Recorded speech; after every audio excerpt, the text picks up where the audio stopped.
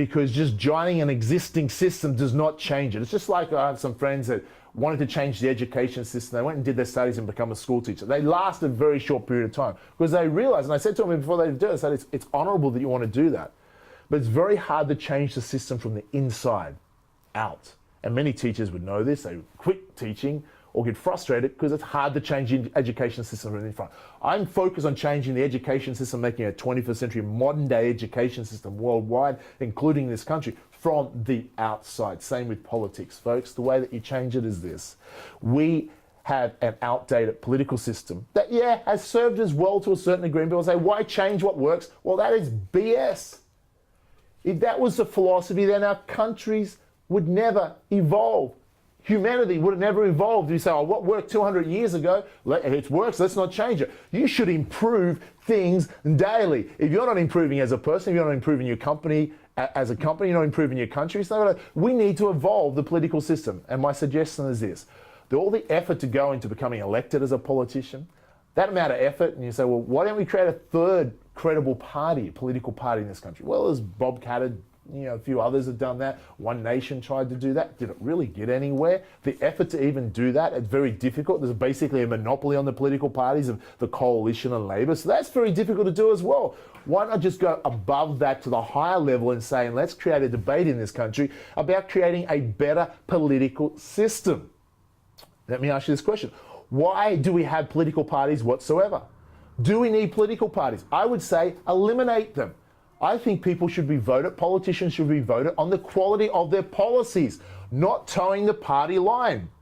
Think about it. All politicians should be independents, but true independents. They should be able to cross the floor back and forth based upon the policies.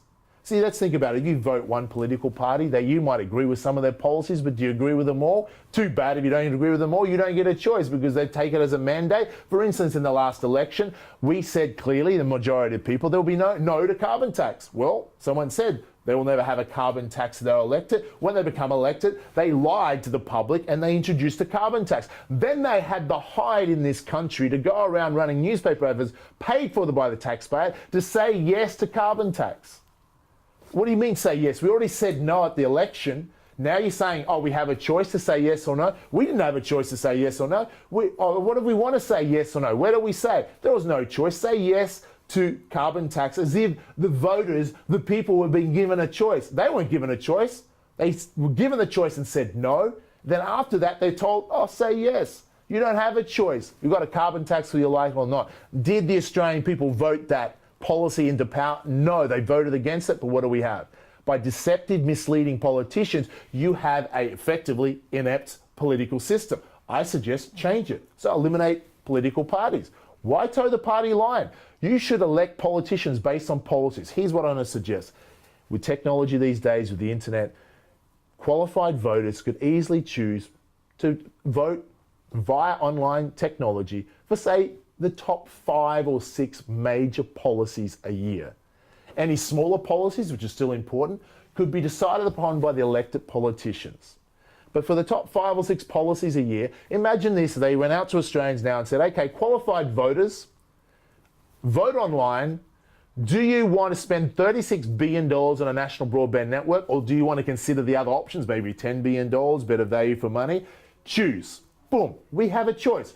Do you want a carbon tax? Allow the voters online to vote for a policy. Carbon tax or no carbon tax? We know what the answer is. No carbon tax, majority of people. So let's have that power to vote on policies, because then you get a true democratic society where people have a choice based on policies, and people that are educated about those policies, where politicians can't bribe, they can't deceive, because those 30% of qualified voters know what the facts are. That, my folks, I suggest is just some ways that could dramatically improve this country. Now, when you throw ideas out there, not all the ideas will work. That's ideas are for debating, ideas are for looking at, ideas are thinking outside the box to say, how do we take the status quo from here to here and continually evolve and improve this country? And they're just some ideas. I wrote an article recently on 21 ways to improve this country. I'm sure there's many other ways out there. I hope that I've educated you a little bit at least on what are ways to improve this country. There's many other ways. I'll talk to you in future episodes of State of Affairs of what I think will make a significant difference to this country. I encourage you, as an individual taxpayer, as a citizen of this great country, to get educated, to be passionate about this country, and feel that you have a way to contribute. And we, together, as a collective group of people, in the future, can change and improve the quality of this nation. Talk to you soon.